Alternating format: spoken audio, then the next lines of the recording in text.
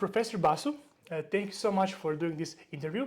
You're welcome. It is my honor to have you on the podcast.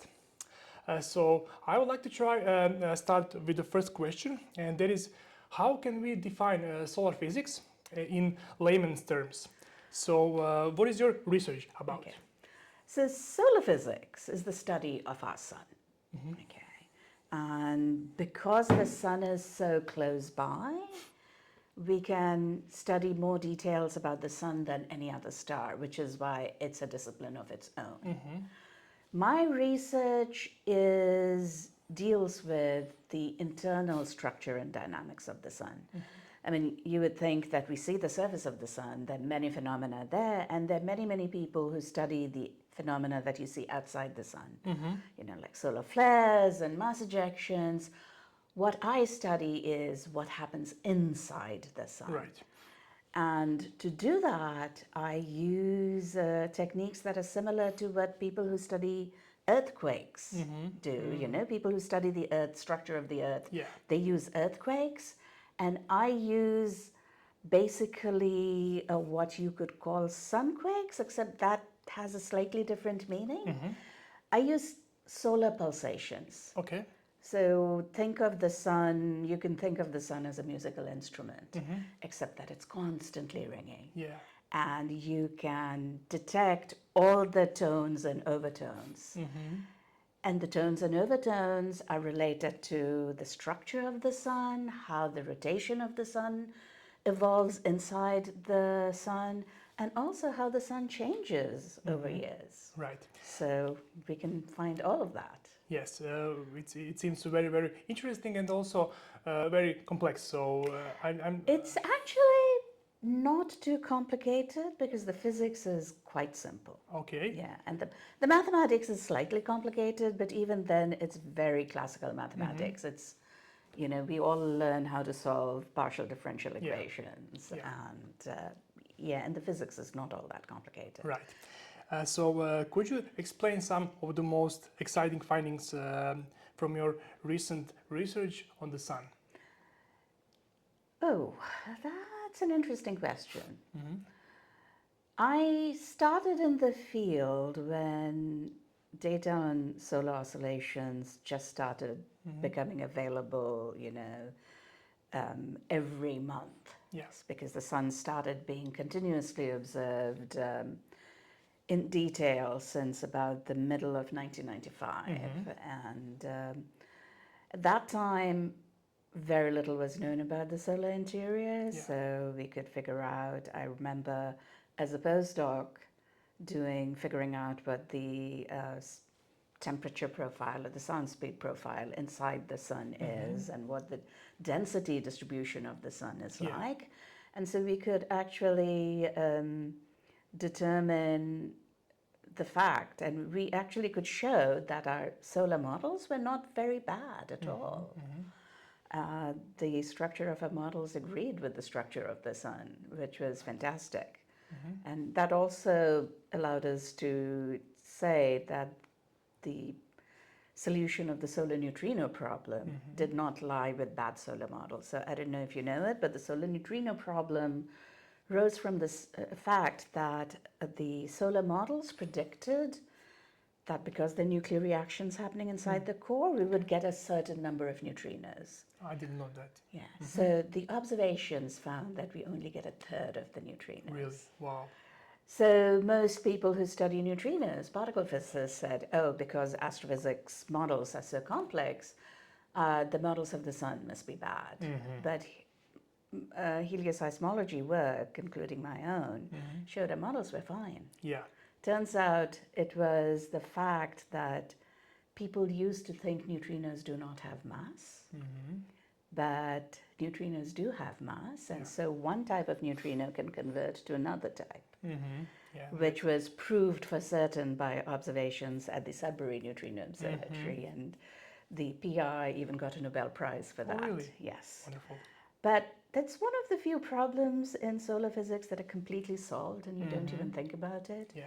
But coming to more recent research, I'm much more interested in seeing what is happening inside the star, inside the sun. The sun, yeah. as the number of sunspots increase and decrease, increase and decrease. In other words, the solar cycle.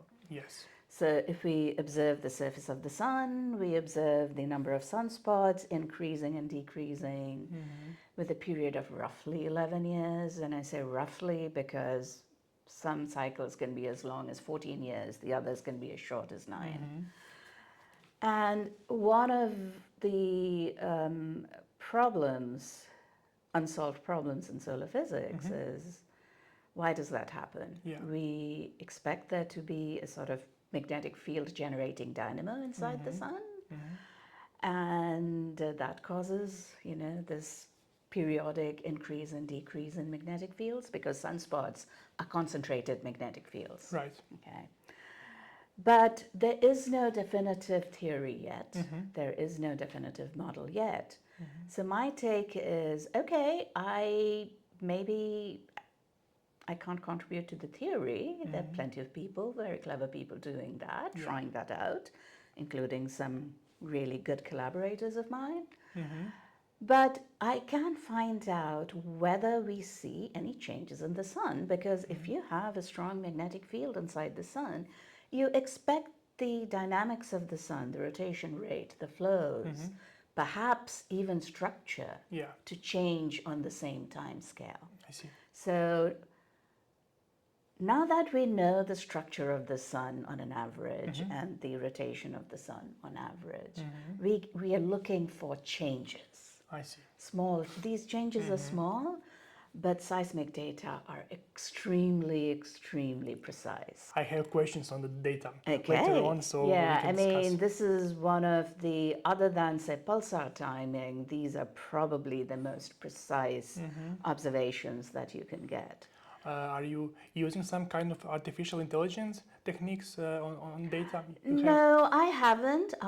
There are people, mainly students and postdocs these days, who are looking to see what would be the best use of those techniques. Our data set isn't yet, at least when we're talking about stellar pulsations, isn't that big enough yet that you need to. But people studying solar flares and other objects, flare observations have gone on for, decades. Yes. Because people have been observing the surface of the sun for a very, very long time. Right. Those people are trying to figure out if you can use, AI-related techniques to perhaps be able to predict sunspots and flares. And how difficult is to analyze data related to solar physics and the sun? It depends on the data you're talking about. Okay. Because oscillation data, it's difficult in the sense that there are two stages of the data. What I do is what I would call data interpretation. Yeah. There are projects that produce these data and they do the initial data processing. Right. So they will take, to give you an example, so there is a ground-based network called the Global Oscillation Network Group. That takes an image, not a photograph, but a velocity image, a Dopplergram. So each pixel tells you whether the surface of the sun is going up or down and with what velocity. I see. So it takes a velocity image every minute. There's a space-based mission called the Solar Dynamics Observatory that has an instrument called the Helioseismic and Magnetic Imager. Yeah. That takes an image of the sun, again, velocity image, every 45 seconds. I see. Okay. So you can build up a velocity image of the sun, a time series. Okay. Now, once you have a time series, you can find the periodicities in the sun. Yes. It's the usual technique of Fourier analysis. Except, of course, we have, for the sun, it's not just one point. For each pixel on the sun, you can do a Fourier series. So instead, what you do first is you do what's known as a spherical harmonic transform, because when you have pulsations on a spherical surface, the easiest way to describe them are functions called spherical harmonics. Just like when you have a sound wave, you can describe it as a sine wave or a cosine wave. Right. Okay, so a Fourier transform gives you a sine wave or a cosine wave. Yeah. A spherical harmonic transform will tell you what is the breathing mode, that is when the entire sun goes in and out. Or the dipole mode, when half the sun goes in while the other half goes out. Yeah. Or the quadrupole mode, when 2/3 of the sun go up and 1/3 go down. Wow, it's very complicated. So once you have these, then you can do a Fourier transform to Right. find out the frequencies. Right. And you mentioned that you have time series of data, Yeah. so there are lots of machine learning models that can actually predict very well on time series. So there might be a great fit of trying some machine There learning could to be. yeah. So because at the moment, because the sun changes with time, we don't analyze the entire 25-year time series Yeah. that we have in one I go. see. I see. So the GONG project analyzes time series in stretches of 108 days. The Solar Dynamics Observatory and its predecessor, the the Michelson Doppler imager, which was Okay. an instrument on the SOHO spacecraft, they did it on stretches of 72 days. How does the procedure of getting data looks like? Okay, so I'm not an instrument person, Yeah. but I can give you a basic overview. So what you have to do is measure Doppler shifts. Okay, so both GONG and HMI and its predecessor MDI, they measured actually one single spectral line. Yeah. But because the sun is so bright, you can actually get a very detailed measurement of the spectral line and also different parts of the spectral line. Yes. So what happens is you measure the wavelength at different parts of the spectral line, and as the surface of the sun moves up and down, the spectral line will shift slightly leftward or rightward, you know. I see. So different parts of the spectral line will move by a different amount, and that will give you a velocity. Ah, okay. Okay? I get So it. once you have a Doppler map, which is a velocity map, Yeah. okay, the biggest velocity you'll see when you observe the sun is, of course, solar rotation. Yes. Because the surface of the sun rotates at approximately 2 kilometers per second. So you first have to remove that. Yes. What remains is not pulsation, but pulsation and convection. Because the outer 30% of the sun is a layer where the solar material transports energy by bulk motion. Okay. So you heat the bottom layer, it gets heated up, it moves to the top, cools, falls down. It's like boiling water, basically. Yes. Okay. So you actually see convective cells in the Doppler because it's moving up and down. Yeah. So then you have to remove that. What remains are the pulsations. I see. So, and then once you have the pulsations, once you have the time series of the pulsations, you get the frequencies. The frequencies depend on structure and dynamics. So we apply a simple theory. The theory is actually not particularly complicated as physics theories go. It's very classical. You know, dates, I mean, the first description I've seen was in a handbook of physics which was written in 1950s. Oh, okay. So it's quite Yeah, a long time and I ago. remember Chandrasekhar of the White Dwarf fame. He had an article in the Astrophysical Journal in 1964. Wow. And that is the basis, that shows actually is the basis of a lot of the analysis that I do, where I take the frequencies and convert that to a structure. Yes, I see. So can you explain the current understanding of the sun internal structure? So the internal structure is actually very simple because the sun is a, sort of a low mass, middle-aged star. Yeah. It has a core where nuclear reactions are taking place. The core is roughly 20 to 25% by radius of the inner. Then the core is radiative, which means that energy is transported by photons. Yes. And that radiation layer, that is where the layer in which energy is transported by photons, continues up to a radius of about, the inner 70%. And that is where radiation gives rise to convection. Right. So the outer 30% is convection. Very simple. Yeah. Okay, and this has been known for a long time. And thanks to helioseismology, we learned that this picture is correct. Yes. Now, sunspots, solar flares, etc., are a slightly different ingredient, which we are still trying to figure out what happens. They are magnetic phenomena. Yes. Most of our internal models don't really include magnetic fields because you need really strong magnetic fields to make any difference to the structure. So the sunspots are supposed to be magnetic fields that are generated somewhere inside the sun. The older theories, models, and even some of the current models say the magnetic fields are possibly generated at the radiation zone, convection zone interface. Yeah, yeah. Because that's also a layer where the nature of rotation of the sun changes. But these magnetic fields then get very strong. It can no longer be confined to the layer. They rise up, and that's what we see as a sunspot. I see.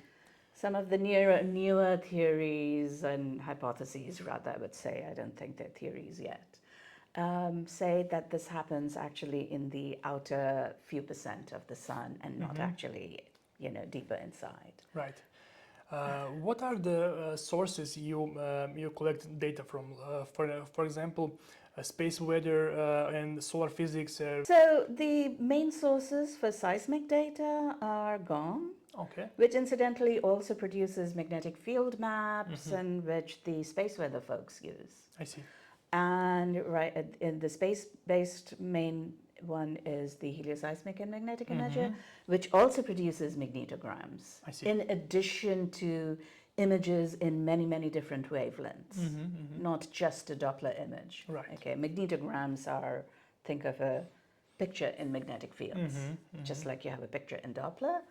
And the Solar Dynamics Observatory has another instrument called the AIA, the Atmospheric Imaging Array, Okay. which images the sun in many wavelengths, many different wavelengths, including ultraviolet ones. And some of these images are taken every 12 seconds. Okay. So Wow. that you can actually study the dynamics of the outer layers of the sun. I see. Okay. Because the dynamics of the outer layers of the sun, you can have them, a flare goes off in no time at all. Yes. So if you want to study it, you need good time resolution. I see. How do you validate the theoretical models of the sun against observational data? So the internal structure is actually a different case than the surface stuff. So the internal structure, because we have so many helioseismic data, so much of it, so many different frequencies, we can find the structure of the sun almost independently of models. Oh, okay. So generally in astrophysics, you observe something, say you find, a certain observable, you find that it emits so much energy in this band and so much energy in that band. You make a model, you calculate the observables from the model, and if they agree with the object, the model is a proxy of the object. Okay. But not for the solar physics, not for the interior of the sun. Different, yeah. Because we can get the structure and rotation Okay. of the sun independent of models. I see. So for the sun, we use the structure of the sun and rotation of the sun to actually test models rather than using the models as a proxy of the sun. I see. So it's the We other have way around. so much data. Yeah. It's easy to test models. Yeah, yeah. And that's true even for the coronal mass ejections and flares. Yes. But those are actually far less known than we know the interior structure. Interior structure is not affected by magnetic fields, which makes it simple. Yes. The moment you have magnetic fields, things get really complicated. I see. How do fluctuations in solar activity influence Earth's climate and technological systems, such as satellites and power grids? So I'll answer the second part first, because technology is the more obvious one. Yes. So when you have a large, what we call a coronal mass ejection, that is a large ejection of charged particles from the outer layers of the sun, they're protons and electrons. They travel to the Earth, and the Earth has its own magnetic fields, Yeah. which for smaller ejections, the magnetic field just protects us. But if the ejection is very large, these charged particles they move, through the magnetic field lines to the pole. Actually, that it does even with a small ejection. Yeah. And these charged particles can then, interact with the molecules of our atmosphere and they produce the aurora. Okay. This is the benign effect. Now, when you have a really large ejection, and if the magnetic field of the ejection is opposite the Earth's magnetic field,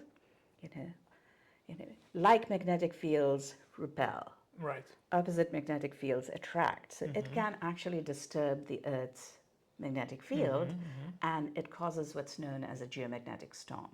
Oh, okay. I didn't know that. Yeah. Yes.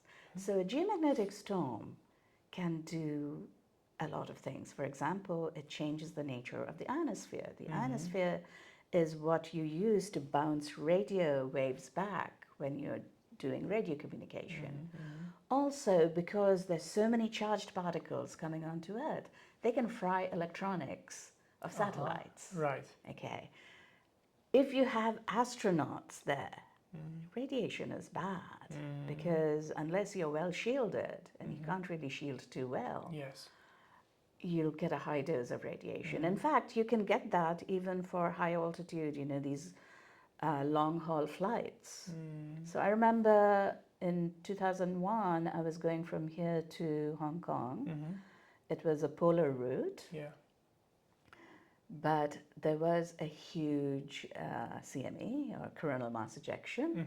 So they actually changed their route because their route was going to be very close to the magnetic pole, and that is where most of the radiation would, the charged particles would fall.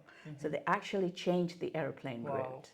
Yeah, so that's a great example on how dangerous these These might could be. be very dangerous. Yeah. And in 1989, there was a blackout in northern Canada because one of these storms basically overloaded their power grid. Yes, and can this be misused for some bad occasions or for some bad purposes?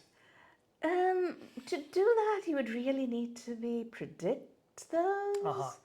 And I'm not sure how you would do that. What you'd have to do is make things vulnerable to it because, Yes. yeah. But the thing is, these can actually be mistaken for bad things. In 1967, that was the height of the Cold War. Yeah. So there was a huge coronal mass ejection, and what NORAD reported was that radar signals, US radars in Greenland and other northern, they seemed jammed. Okay. And of course, the first thing they said is the Soviets are jamming them, and they had fighter jets on the ready and everything. Fortunately, by then, the Air Force had a solar physics office, and they could show that this is a solar event, and it wasn't the Soviets trying to do something, jamming the radar because they wanted to attack. Yeah, I see. So, I see. So what are some of the challenges in predicting solar activity and its effects on the climate? okay, predicting activity, the problem is, as I said, magnetic fields are very complicated, so we do not quite know yet how sunspots are actually formed. And also, we still do not completely understand which sunspots will give rise to a flare. What are the conditions under which you'll have a flare? And more importantly, a flare is just light. Yeah. Okay, very high energy light, but what are the conditions under which you'll have mass ejection? Okay. The effect on climate is a bit more, should I say, not understood, maybe even controversial, because the irradiance from the sun, that is the amount of energy we receive from the sun, it increases slightly during the most magnetic phase of the sun. But that increases 0.1%. Ah, okay, so it's not much. So it's unlikely.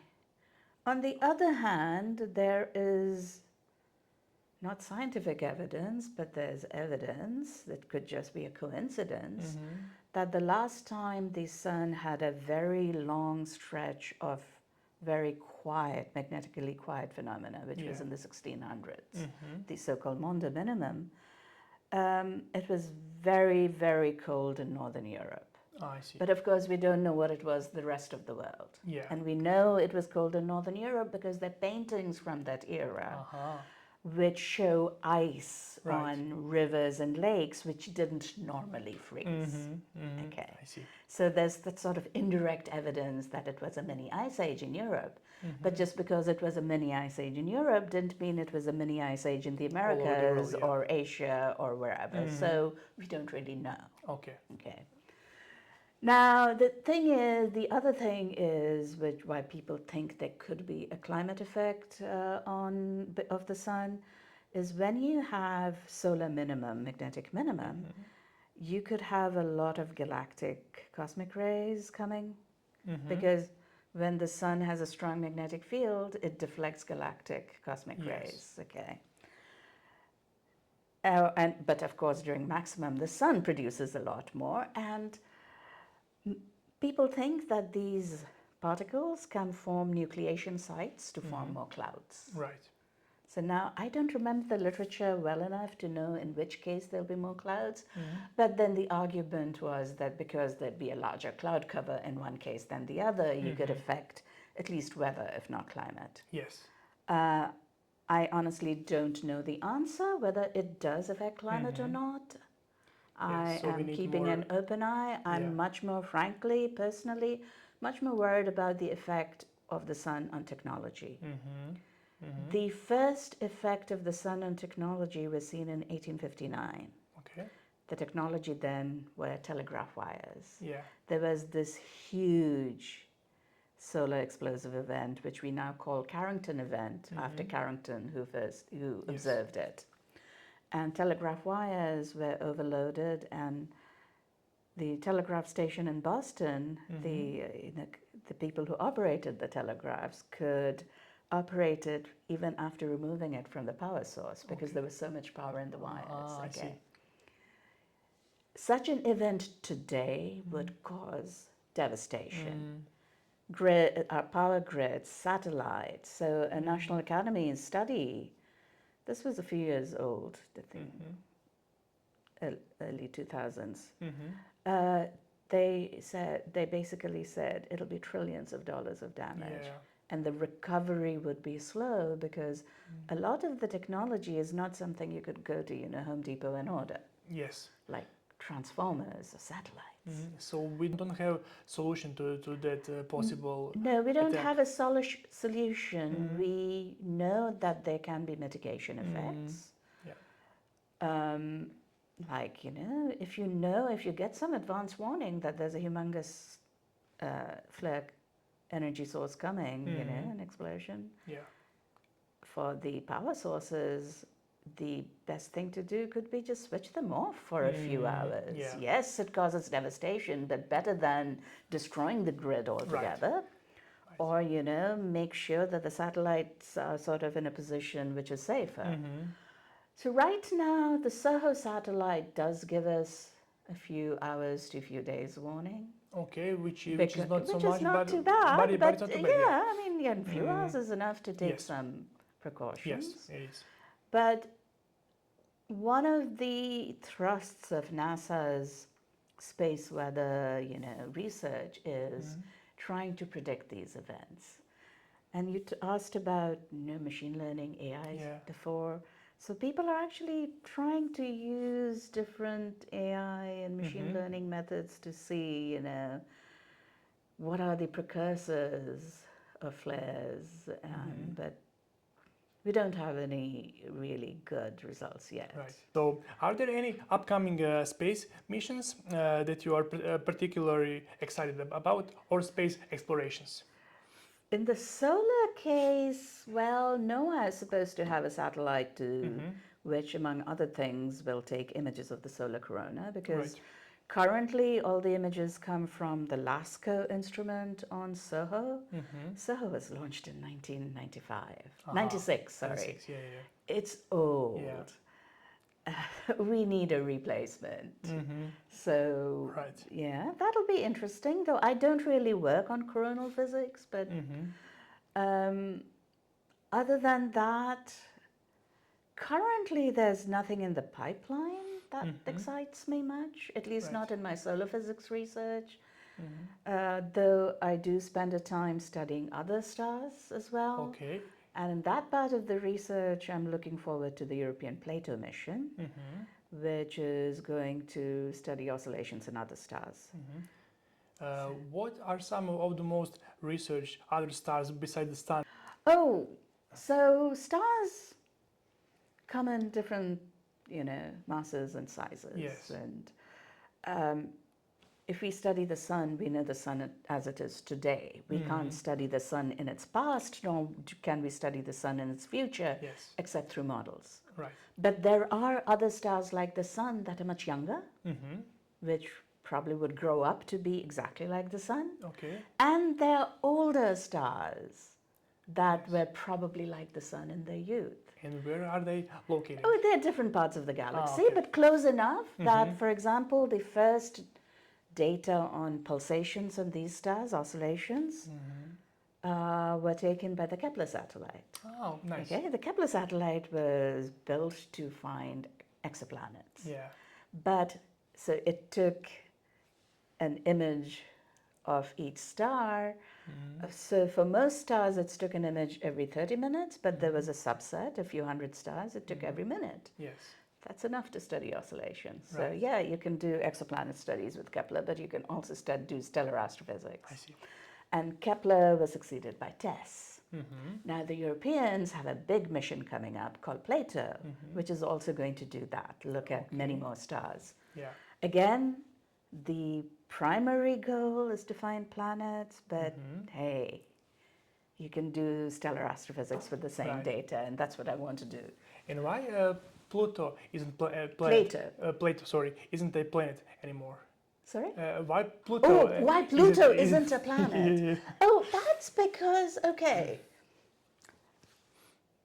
it's small. Okay. Its composition is not like the other. I mean, Planets. it's small compared to the giants in the outer. Its orbit intersects the orbit of Neptune. Okay, so it's not always the farthest. Yeah. It wasn't always the farthest planet. Yeah. Now we have many more solar system objects which we know are like Pluto. So why would Pluto be special? Yeah, I see. Now, an interesting historical note is the asteroid Ceres used to be called, when it was first discovered, it was called a planet. Okay? And then it got demoted to just another asteroid. I see. So this so-called demotion is in solar system objects is nothing new. But that is what prompted the definition of planets, that it has to be big enough to become round under gravity, but it has to orbit a star, so it can't orbit another planet. Yes. But more importantly, it should have cleared the region around it.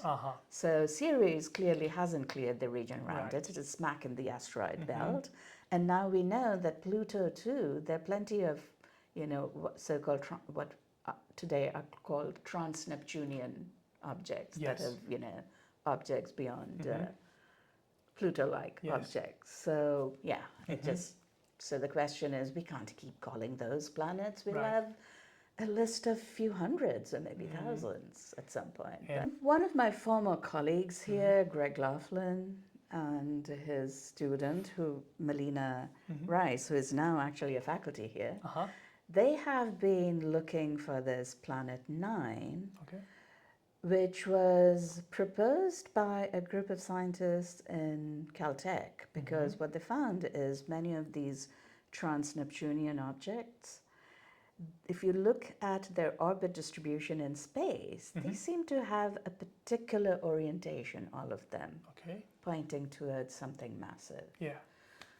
But space is a large Yeah. place, so how would you, and a planet doesn't shine, Right. how would you observe that? So people have been sort of finding clever ideas of doing Right. it, and Melina in her thesis work had a few ideas, and yeah. Yeah, But we it'll shall be see fun. in We the shall future. see. Yeah. What are some common misconceptions about the sun and the solar physics that you encounter in a daily basis, and how do you address them in your public appearances? For one, people don't think of the sun as a star. Really? Yeah, because What like do you in think? my undergraduate class, I asked them what's the closest star. They'll all say Proxima Centauri and not the sun. Oh.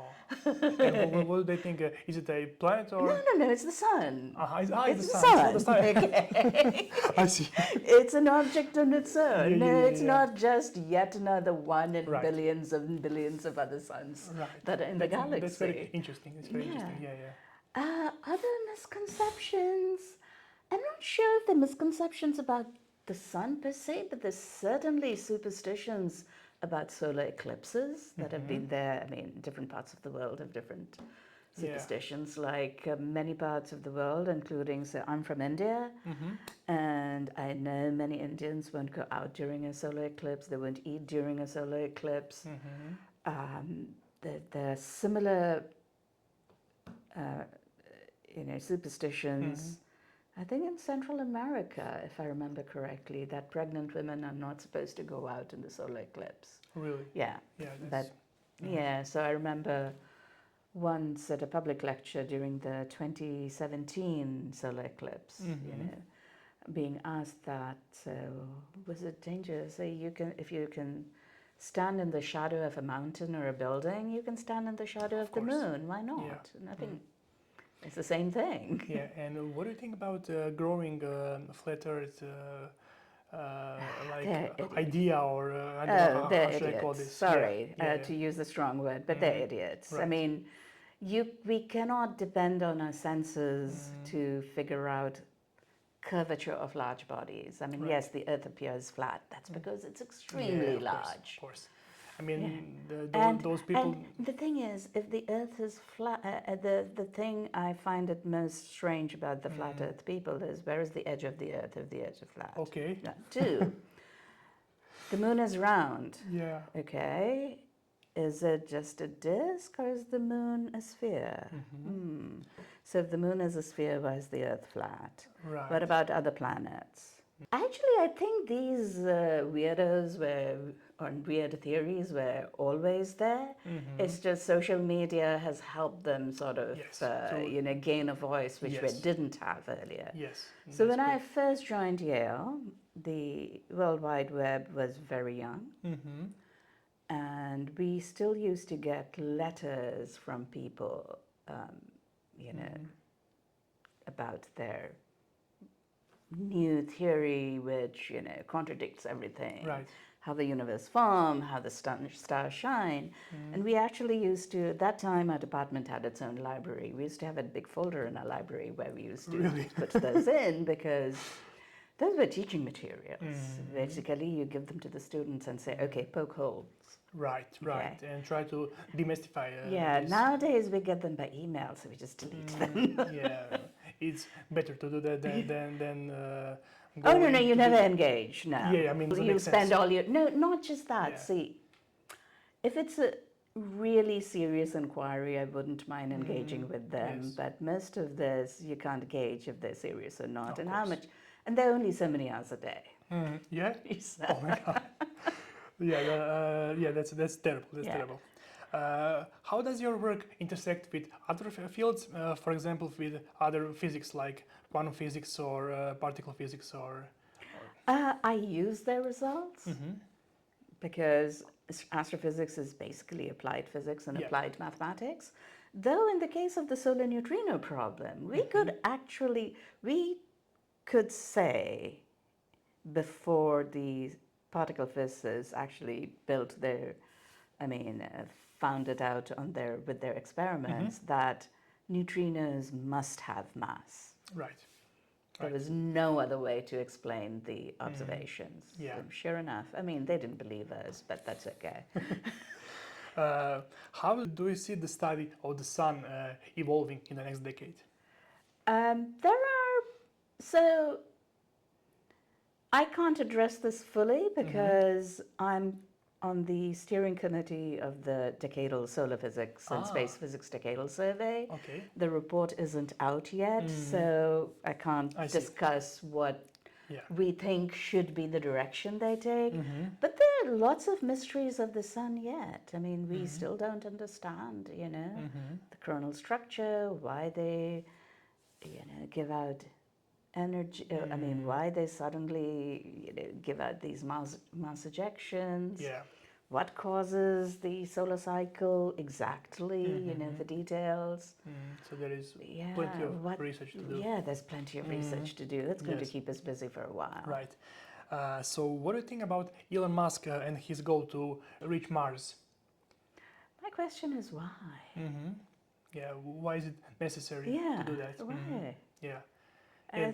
I mean, for that matter, I don't see why the whole push to go to the moon again. Yes. We that's didn't also- learn anything scientifically from that, and we've already explored the moon, so you can't just say it'll be exploration. Right. I think it's a waste of money. Yes. Yes. Yes. Maybe we tend to find some other planets to go to, because Not in our solar system. I mean, you can't go to Venus, the atmosphere will kill yes. you. Yes. Yes. Jupiter doesn't have a solid surface, so what are you going to do? So is the Mars best option for Mars us? is the best option, Yeah. but the thing is, we've made a hash of Earth. Do you really want to do that to another planet? Yes, because people are afraid that we are going to make this planet so much with climate changes and everything, that we will need to find some other place to live in the I future. think it'll be easier to actually make the Earth a better place Yes, again I than to agree. figure out how to go to another planet. agree, I agree. Because Mars isn't Yeah. a copy of the Earth. The atmosphere is too weak. So you'd have to remain in domes all the time. So that's, I don't know. Right. I'd rather see the resources spent on trying to reverse some of the things happening on Earth. Yeah. And one question people often ask themselves: will the sun last forever? No?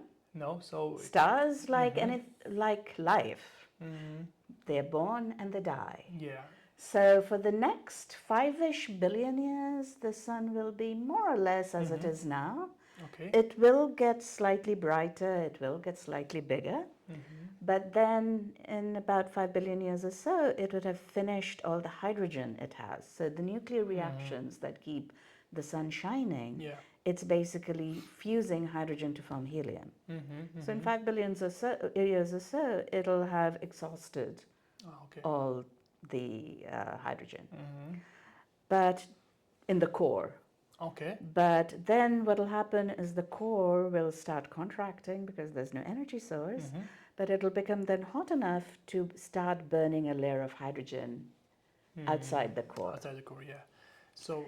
So when that happens, the core will contract, but the envelope, the outer layers will expand, and the sun will get bigger and bigger and Okay. bigger and So bigger it and bigger won't and die, bigger. basically.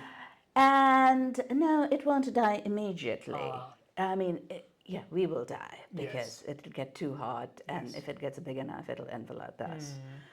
But the core at some point will become hot enough to start fusing helium to carbon and oxygen. I see. Okay? So that phase doesn't last too long. But beyond that, the core of the sun is not heavy enough to be able to fuse carbon. So that is the stage when the core of the sun will, get basically it's already concentrated. At that stage, what happens is again the outer layers expand, and the outer layers become so unbound from the core they get ejected, and the core remains as what's known as a white dwarf. Ah, okay. That's a dead star. Yes. A white dwarf is bright in the sense it's hot, so it's white in color, but a white dwarf has no energy source, so give it a billion years or so, you won't be able to see it anymore. I see. So the end of the sun will be as a white dwarf, which at some point Right. you won't be able to see anymore. Ah, okay. So, how many galaxies are there in the observable universe? Ooh. Is there a number? Well, there's not a number in the observable universe, but there certainly is a number that has been observed, Yes. and that goes to billions. Yeah, right. Like, So, yeah, like so many of yeah, them. exactly. Mm-hmm. But the problem, of course, is Mm-hmm. that when we are looking farther out in space, we are Mm-hmm. also looking deeper in time, earlier in time. Okay, I see. So, earlier in time, we might see a lot of galaxies, but if we believe our current galaxy formation scenarios, many of these smaller galaxies will combine to form the larger galaxies of today. So I'm not sure how you count them. You have to count them at each epoch Yeah, it's rather than a total. right. So it's Yeah. probably an unimaginable number of galaxies. It's an unimaginable number. No, I mean, it'll be in billions, Yes. but it's not the full scenario. You can't just count at all times. You have to count at a specific time because otherwise you might be double counting or Yeah. triple counting a galaxy. Is our galaxy Milky Way special by any means? Nah, No, we're going to merge with Andromeda at some point. Yeah, so we are not that special. Nah, yeah, it's small. Andromeda is much larger than us. Right, right. Yeah. Okay. Being special in astronomy is not good. It's a Okay. good thing we are in a small star. The sun is one solar mass by definition. If you had a star, which is about 2 solar masses, we wouldn't live very long. Right. We would live 1/8 or 1/16 the lifetime of the sun. And if you were 10 solar masses, Yeah, a few million years, that's it. a bad thing. Yeah. Being the sun, in that sense, it's nice. You're too much smaller than the sun. These stars that are, at least that we observe, are very magnetically active, and there's so many flares and CMEs that they could destroy the atmospheres of planets. Right. So you don't want to live around them. So there was recently this discovery of a planet around Proxima Centauri. Okay. Proxima Centauri is one of these nasty stars which have these flares and CMEs all the time because it's a small star. Right. You know, people said, oh, maybe we can go to the planet around Proxima Centauri, or Proxima Centauri B as it's called. No, I don't want to go there. No. Better no. No. How many solar systems are there in our Milky Way galaxy? Oh, we've discovered what? I forget the latest number, 6,000, but 6,000. Okay. that's not the number. That's how many we've discovered so Yeah, so far. they're- And we can only discover in our local neighborhood. Right. I mean, if we look at the statistics, it looks like if you have a star, you have planets around them. Yeah. So do we know names of the main stars of each solar No, system? some of the stars, we just have telephone numbers. Okay. Okay. Yeah. So what else is there in Milky Way galaxy? Oh, we still have star formation ongoing. So my colleague here, Hector Arce, he studies star formation, like the constellation Orion. You know, the belt of Orion, that has one of the closest star-forming regions, Okay. the Orion Nebula. So star formation happens all the time. The disk of the Milky Way is a lot of molecular hydrogen gas, which is what converts to stars. The other thing you might not know is that the Milky Way eats other dwarf galaxies. Really? So yeah, I didn't know that. So many dwarf galaxies like Sagittarius and others. Because galaxies form by merging other galaxies. Right. At least that's the current scenario. So we see the remnants of these mergers in the outer parts of the Milky Way. And why are galaxies named Milky Way? This is history because in the old days of the dark skies, where you could see the Milky Way in the sky, it appeared like a white. And it's not called the Milky Way in all languages. Like in India, it's called Akash Ganga. Okay. Ganga is the holiest river. Akash means sky, so it's the Ganga of the sky. Nice. Milky Way, I think, is much more European. So Milky Way, Via Lactea, and all of Yes, that. I But see. yeah, it's just because it looks like, Right. yeah. Okay, so do you think there is life or intelligent life outside of Earth? In Oh, the- I'm certain there is. I don't see what's so special about our Yeah. system. Yeah. So there. I mean, Yeah, life is easier. Intelligent life, technological life may be more difficult. I Yeah. don't know. But I'll be surprised if there isn't, right. unless somebody can show why, what is so special about us. Right.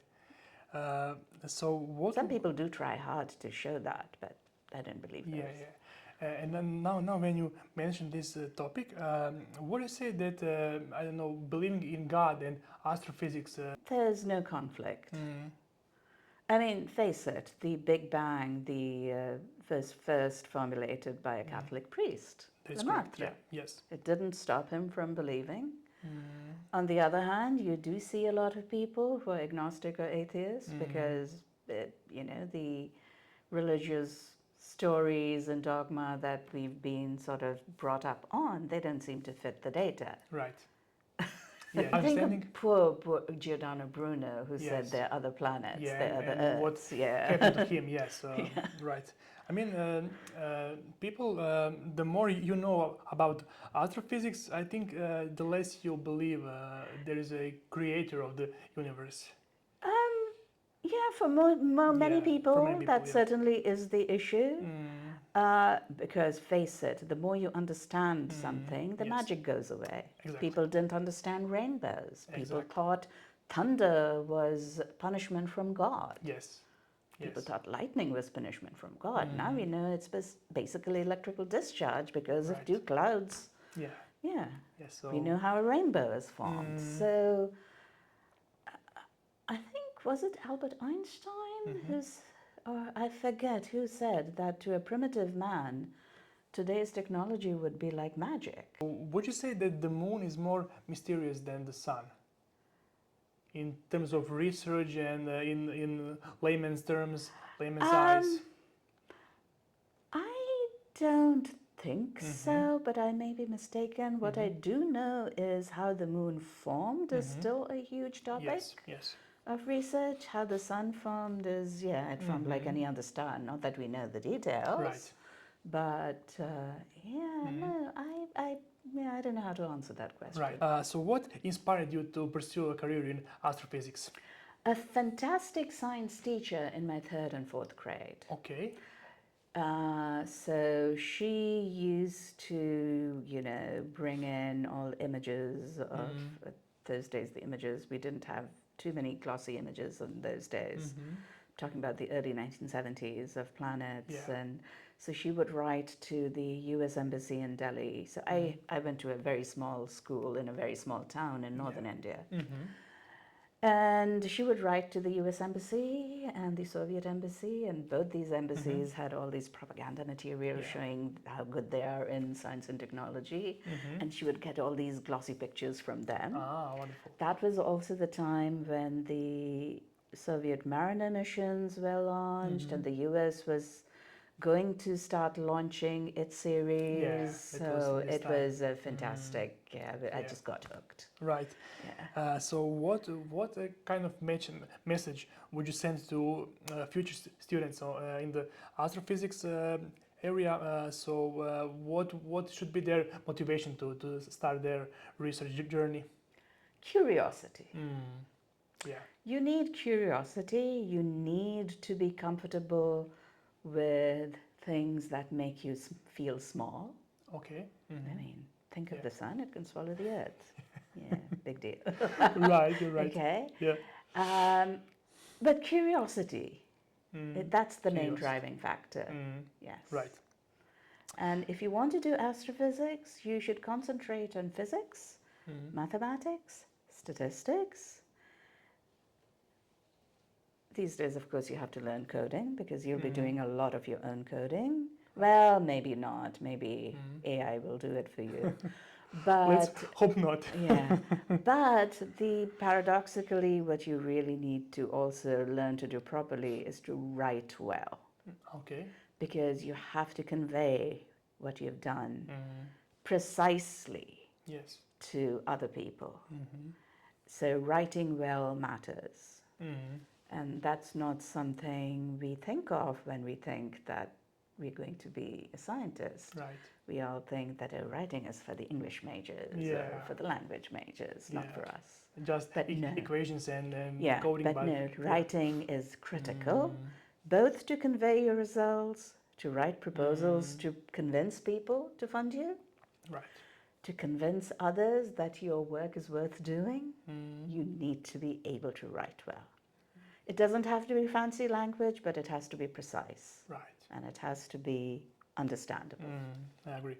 Why do you think it's important to engage with the non-specialist? We are all people under the sun. Okay. Everybody has a right to know what's going on. Yes. And it's also such fun. I mean, hey, I found this new thing. I want to tell people. I see. Yeah, yeah. Okay, and if you want to take a very money point of view, it's money coming out of their taxes, which is paying me, Right. paying the facilities, which Yes. is giving me the data Yeah. to do my research. Yeah. So they have a right to know. Yeah, I agree. Is there anything else you would like to add for our viewers, maybe, or some final message? Yeah, I would say that astrophysics has always been considered a very sexy subject. Solar physics, not as much. But solar physics has a lot to offer, particularly if you have a social conscience and you'd want to do things not just because you're curious, but you want to do something that can help other people. Solar physics can, because we live with the sun. We have to live with the effects of the sun. So the more we understand the sun, the better prepared we will be for any solar event. Professor Basu, this was an amazing conversation. I really enjoyed it.